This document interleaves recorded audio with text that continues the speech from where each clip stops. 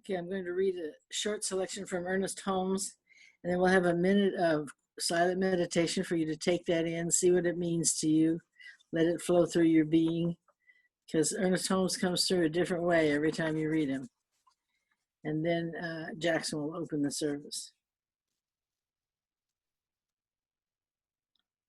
Life flows into everything, through everything.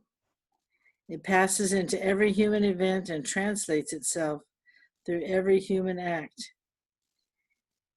If you learn to think of life as flowing through your every action, you will soon discover that the things you give your attention to are quickened with new energy, for you are breathing the very essence of being into them.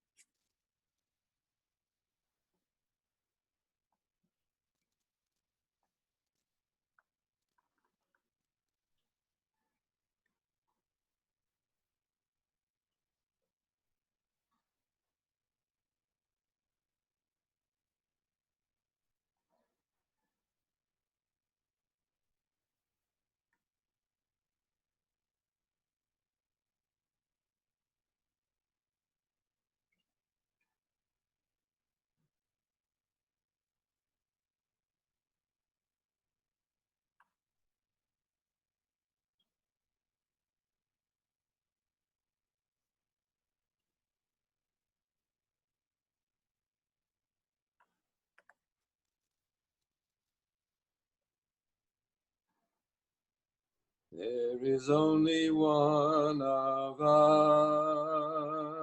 us. In your eyes it's me I see. There is only one of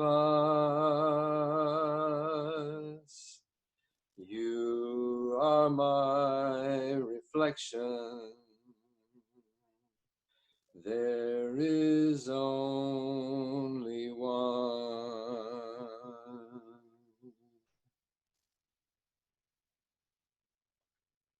As we begin the service today, we recognize with awe the spirit within us that pulls us into only one and lets us experience as individuals. I know that we bring each individual here together on this Zoom meeting, looking at each other, listening to each other, sharing with each other, our hearts open, receiving and giving to each other freely. Each person has a personal agenda, a soul's agenda, if you will. And I know that that agenda is met today, that this is the perfect meeting for the perfect person, each of us alone. And so it is. You are my reflection. There is only one.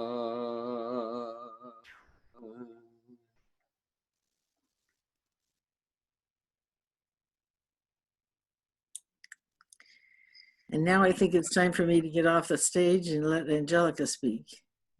Thank you very much, Claudia and Jackson. So good morning, everyone. This morning's message is listen to your heart, the same as the theme for the month. And I think that this is a perfect one for today. You know, the first sound that an embryo hears is its mother's heartbeat. And that's true for all of life, for our babies and animal babies, etc. That first sound is the mother's heartbeat, and it's a sound that is safe. It is a sound that is warm. It is a sound that is comforting. And the voice of the heart is primal for all the animals. So that listening to our hearts, I think, is somewhere along the line, we no longer listen to our mother's heart because we've grown as children. And then we forget about listening to our own heart. And so today we're going to think about that a little bit, as well as celebrate Mother's Day. So the invitation then is to find the still point, that sweet spot of quieting the mind and listening to that primal rhythm of life. You know, one of my favorite meditations is sitting in a nice hot bubble bath, and just I put my fingers on my pulse and feel that. And it's like it feels circular to me, that, you know, this rhythm that keeps going. And it's just an amazing meditation to have. So if you decide to try that, feel that. In fact, right now, just put your fingers on your pulse on your wrist. And feel it pulsing through your entire being.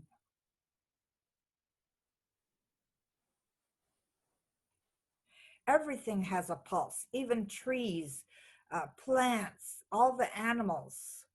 Everything has a pulse. And this is the song of the universe, the one song, singing just for you, revealing its wisdom through and as you. And you might even ask it, what is its message? What wisdom does it want to impart?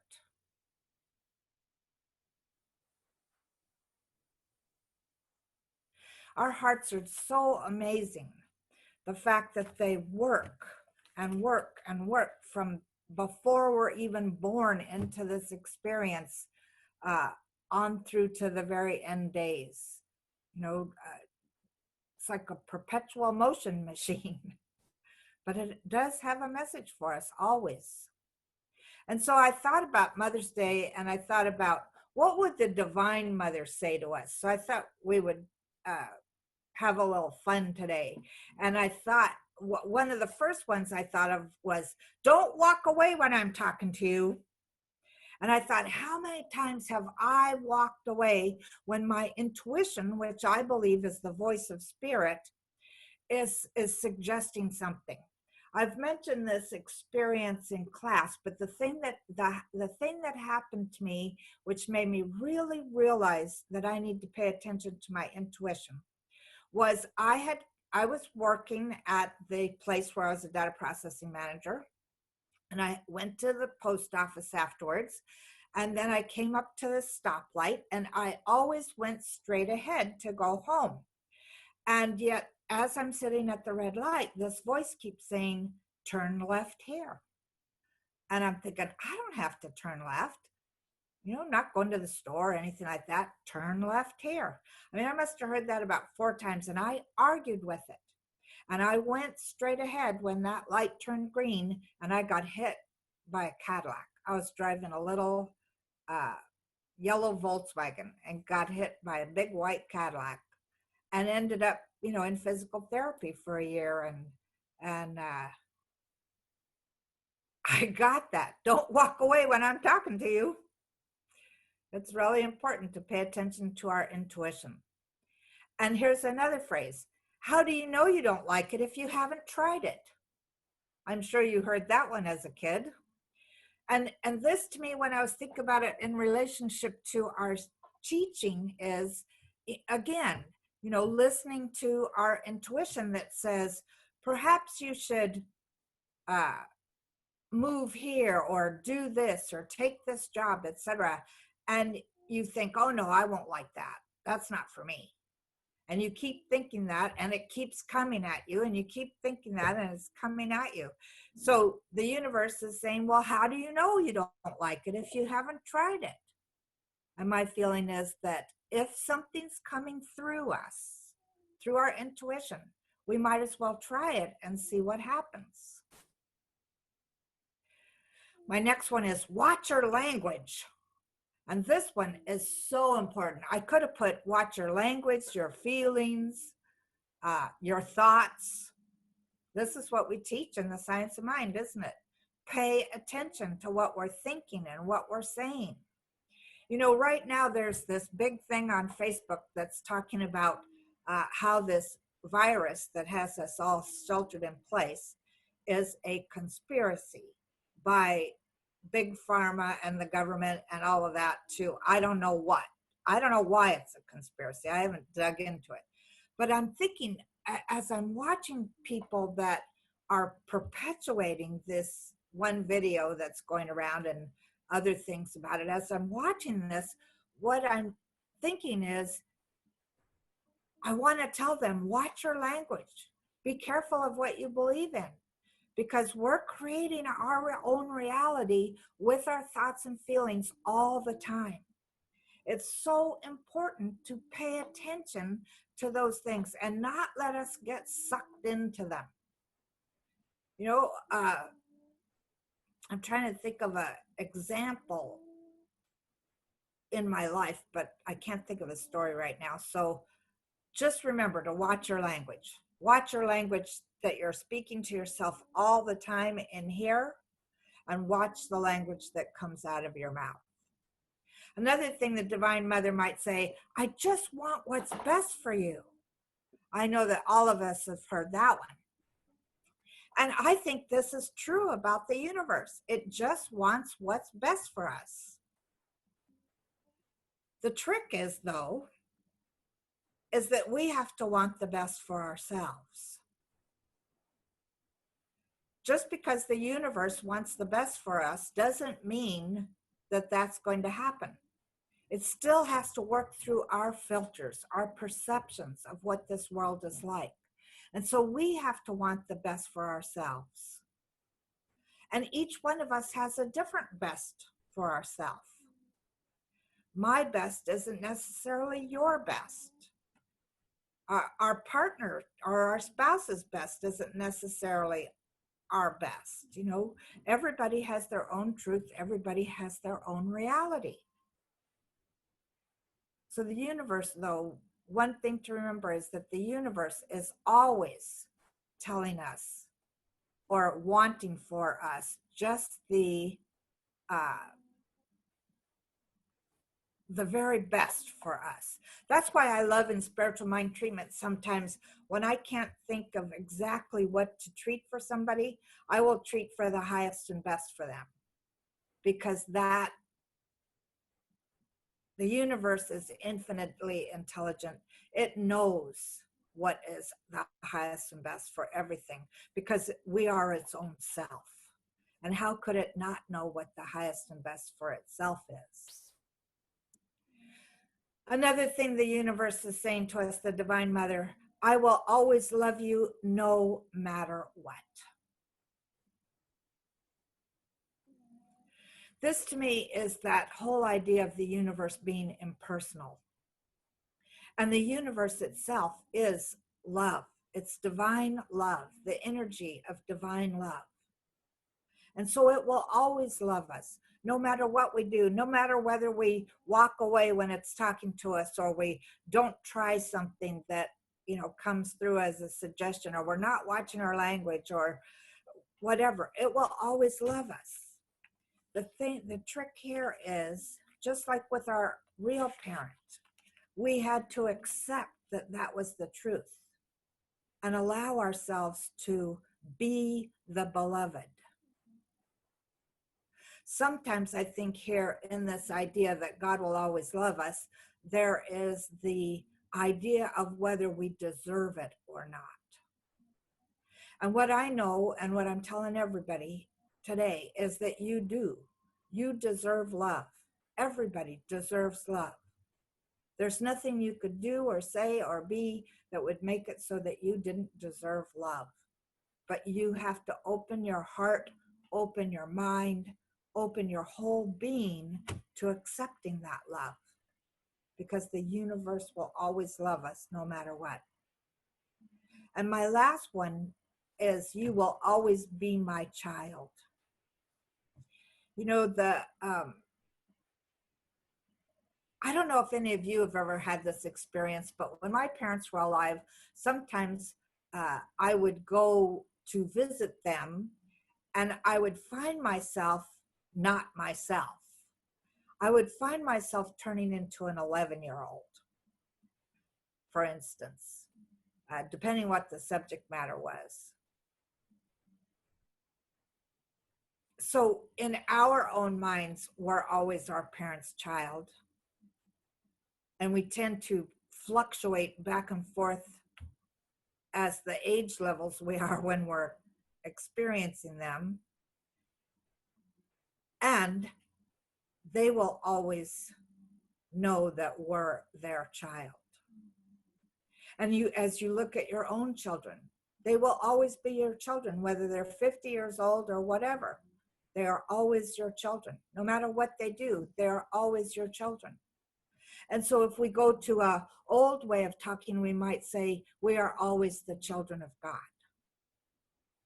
There will never be a time in our lives, a time in any experience that we have, that we are not the child of God. I remember reading one of Jean Houston's books, and she talks about how we're God seeds that were planted. The universe planted itself in us so that we could become it. We're the children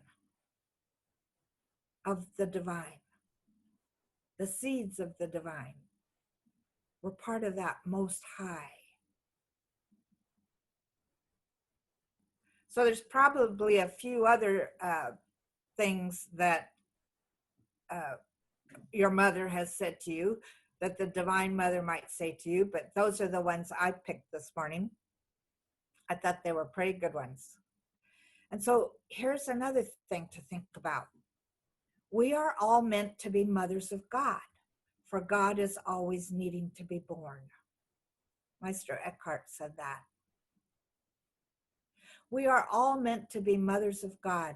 So if we are parents in any way, whether foster parents, adoptive parents, birth parents, etc., we're all mothers of God. That child, our child, is God. And God is always needing to be born. You know, I remember Reverend Helen Street, my teacher, said at one time that sometimes she looks at people and she says they might be acting differently or not up to their highest potential, etc. And she would say in her mind to them, "That's a good costume, God, but I know you're in there." And so to me, that meant that in my mind, God needed to be born in that person. I needed to realize that God was in that person, regardless of what that person's behavior was. So we're all, no matter what gender we are, we're all meant to be mothers of God, to nurture God, to nurture, to love God, and I'm not talking about that God that we learned about as children that's outside of us. I'm talking about the God that's in our hearts, in our beings, that God that's absolutely everywhere, in nature, in our pets, in everything. God is always needing to be born, and it's born through our realization of it. So I want to say Happy Mother's Day to everybody. And thank you to everybody that gave birth to and or nurtured another human life. To me, it's the most important job and responsibility any person can take on. We honor all mothers today, regardless of gender. We are grateful for the rhythm of life itself and are collectively connecting with that inner voice that never leads us astray. And believe it or not, that's the end of my talk this morning. I think before we do this affirmation, I want to open it up a little bit. I'm going to stop the sharing, and I want to I'm going to let you guys unmute yourselves one at a time. This is a day of, this is Mother's Day, and I thought it would be fun if we were to allow ourselves to say like one sentence in honor of our mother or in honor of mothering, etc. Okay, are you guys ready? So somebody raise their hand and then unmute yourself. If you raise your hand, then we'll know who's speaking. Okay, Lori. Unmute yourself. She was the first, the only person who I felt loved me unconditionally, completely. Your mother? Yeah. Okay, Susan. My mother taught me that a Houston woman could do anything. A what woman? Houston. Oh, that's her maiden name? Mm-hmm. That's great. And you do. Yeah. Great. Let's see. I saw Amy's hand up, I think. So unmute yourself.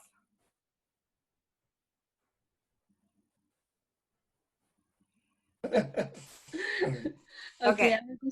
I would just like to say Happy Mother's Day to the most beautiful mother in the entire world, and I miss you so terribly.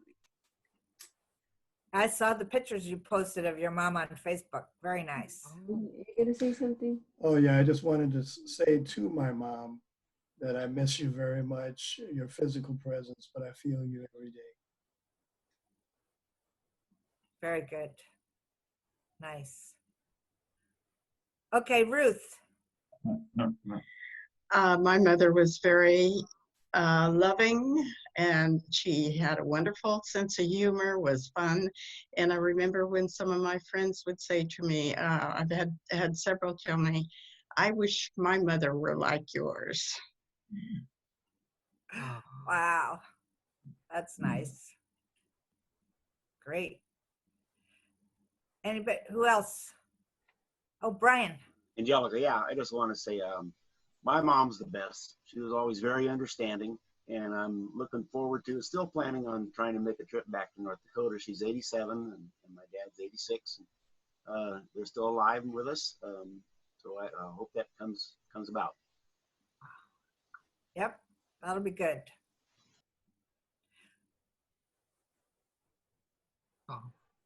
Anybody else?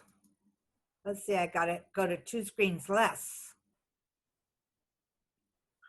Mom is the one who taught me FOMO, the fear of missing out. She was like, when I was a child and bracing myself against new experiences, she would always say, oh, that's such a shame, you're going to miss out on that. And that was her attitude. So That's neat. Yeah. That's neat. Anybody else? Lisa.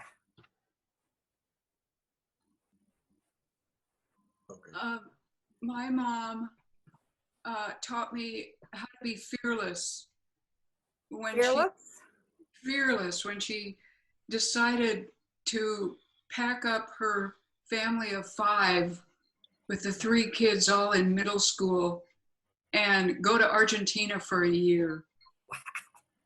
Wow. That's great. Rick. Les, before I say what I was going to say, I learned recently about JOMO, which is the joy of missing out. Something's happened. It's like, I really didn't want to go. Oh, thank God there was an out. And then I want to acknowledge Lisa for being unconventional in many ways in the way she raised our children. A lot of people didn't approve of several things she did, and she just did it her way. She did it her way, and the kids just came out wonderfully. And then I would like to acknowledge Angelica, who I see as the spiritual mother of our center. Thank you. Yes. Thank you. Okay, who else? Claudia. I feel very thankful to, at age 70, still have both my parents married to each other, still hanging in there. And I'm going to call her today, but I had a kind of a half waking dream about her this morning. There's a picture of when I was young and we were grocery shopping together, and we were doing the bunny hop down the aisle, singing the bunny hop, and both of us doing the bunny hop down the aisle as we were grocery shopping. And what I kind of remember is that she thought that that was really embarrassing, but she was going to do it anyway because what the hell does it matter what other people think? That's cute. Thank you. I'm not seeing my picture. I'm seeing only my name for some reason this time, but I'd like to acknowledge the generations of women that, on whose shoulders I stand. I had really outstanding, unusual, courageous grandmothers, very independent and willing to see possibility, unlimited possibility. Very good. Thank you. Where did your picture go anyway? I don't know. I see my name. I've never lost it before. How I just see weird. my name. Do you see just see Vicky there? Yep. Yep. Weird. Normally you have your video camera thing off. There How's you that? go. There Okay, you I got a go. message from you to start my video, so I clicked on that. There I am. Thank you. So I'm working on 2 screens here. So I mean 2 screens of pictures. So if I haven't gotten to you yet, it's because I'm keep going back and forth. So who's next? You have to raise your hand if you want to do it. Michelle and Doug. Oh, I got Everett. I appreciate my mother always said she always loved it. That was always right up there.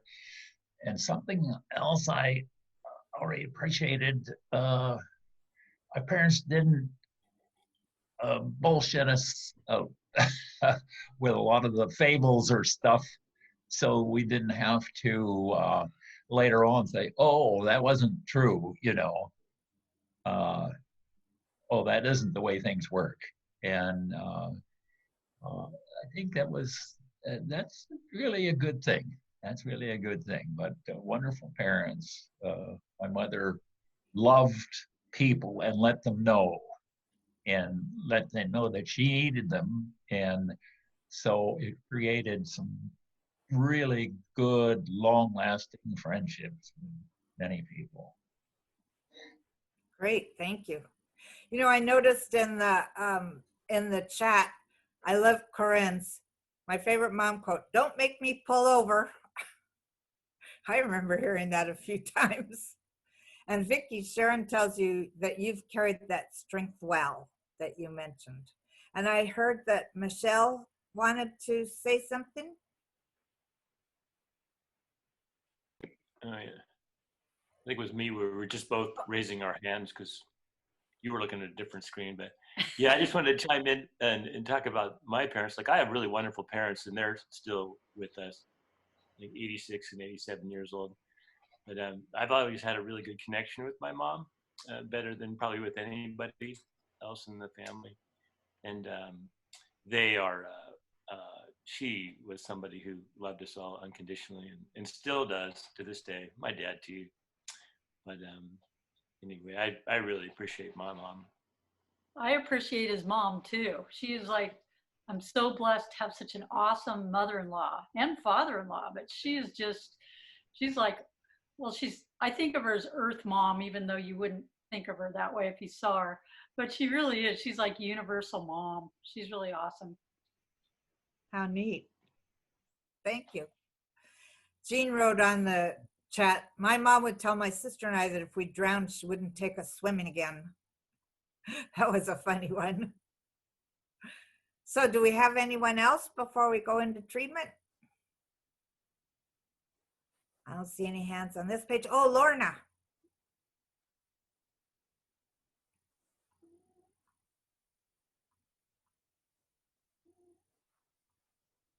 You have to unmute yourself. There we go. So my mom wanted to live to be 120, but she died at 89. She would be 100 this year, and I want her to know she is so still alive. Yep, our parents don't really die.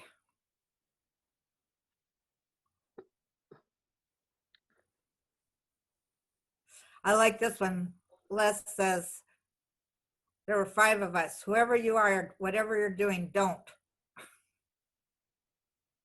That was a good one. Oh, can I share? Yes, absolutely. My name is Trisha. I actually don't have a relationship with my mother, and I haven't spoken to her for over 10 years. And what that's forced me to do is have to really, more than anything, create a relationship with a divine mother because I didn't have a mother. So I wanted to share that. That's a really good point. That's sort of what I've done as well. Didn't have a good relationship with my mother at all, but I made up my own, the Divine Mother. Definitely. Thank you, Trisha. Anyone else? I see Pamela's hand up. Yeah, these quotes from parents made me think about something that is very sweet to me about my mom. When we were little, I had one sister and we'd be in the other room, and I now know that it was because we got really quiet, but my mother would say, "What are you two up to?" And we'd say, "How did you know?" And she says, "Well, I have eyes in the back of my head." And she told me one time that she was sitting in the chair reading, and all of a sudden she felt these little fingers going through her hair in the back of her head. We were trying to find her eyes in the back of her head. I don't know. Well, I that's just a thought. good story. Yep. That's great. Okay, last chance for anybody before I go into treatment. Leslie. I just wanted to thank you for your Friday message, because that shifted the way I was dealing with the coming on of my second Mother's Day without Mom. That I'm not actually without Mom. So thank you. You're welcome. You know, it's funny, the Friday messages, I just write whatever I'm feeling that day. And I'm surprised at how many people relate to it. How many good messages I get back in return. It's wonderful. Do you have your hand up, Scott, or you didn't? Nope. Okay. I hope I didn't miss anybody. We're now going to, if you're not muted, mute yourself. We're going to do a treatment.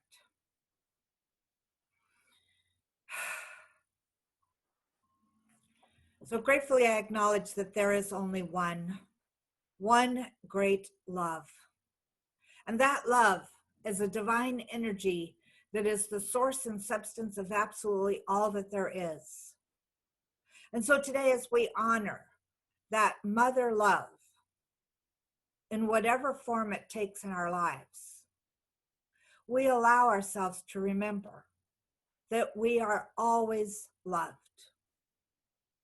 There is a love that is more than we could possibly ever imagine, that can well up within us whenever we turn to it, whenever we ask for it, whenever we believe in it. And so I choose for us right now, speaking in the first person for each of us, that I am ready and willing to experience that divine love to a greater degree than I ever have before. I let it come to me from all kinds of places, because I know that Spirit, the divine Mother, Father, God, we might call it, is absolutely everywhere. There is no spot where God is not. And so as I walk through my days, I allow myself to know that the whole universe considers me the beloved. The whole universe is honoring me as I am honoring it. So I not only accept this divine love in me, I let it flow from within me out into my world. The people that I see on the streets or in the store, the animals that I see and experience, the nature that I see and experience, it's all God. It's all there for us. So I know that we appreciate it, that we give it this loving energy back. The love that we get is to be shared, and there is never an ending of it. So I know that as we honor our physical mothers, whether they are here in this dimension or in the next, we know that they too are the beloved and sharing their love. It was like Vicky said when she spoke, I remembered that Hawaiian truth that we are the ones that ancestors prayed for, and that all of our ancestors are supporting us 100% in being fully us, loving us, blessing us, nurturing us. And so I know that from this point on, we accept that love from everywhere. And it is good because we know it is God. And so I release these words into divine law, knowing that we've embodied them and we've experienced them even more than we ever have before. And so it is. All right, well, I guess I don't need to share the screen actually, but I will anyway. Oh, I forgot to, so in your mind and your hearts right now, let's say this affirmation. I now open up in deep surrender to the great mother love of the universe. And with that, we're moving over to Pamela for Hi. our gift of music today. I want to share a song with you that was written by Tony Harrell and Jana Stanfield called Listen for the Whisper. I tune in to the experts on all the TV shows. I read the books that tell me all the things that I should know. I ask my friends what they think of the things I'm going through. When no one has the answer, I know what to do. I listen for the whisper deep down inside. Listen for the whisper, a strong but gentle guide with 1,000 different voices ringing in my ear. I listen for the whisper that only the heart can hear. The other voices tell me that I'm not good enough to win the peace of mind they say that I'm not worthy of. And though they shout so loudly, sometimes I can hardly think. I know where to turn to find the source of my strength.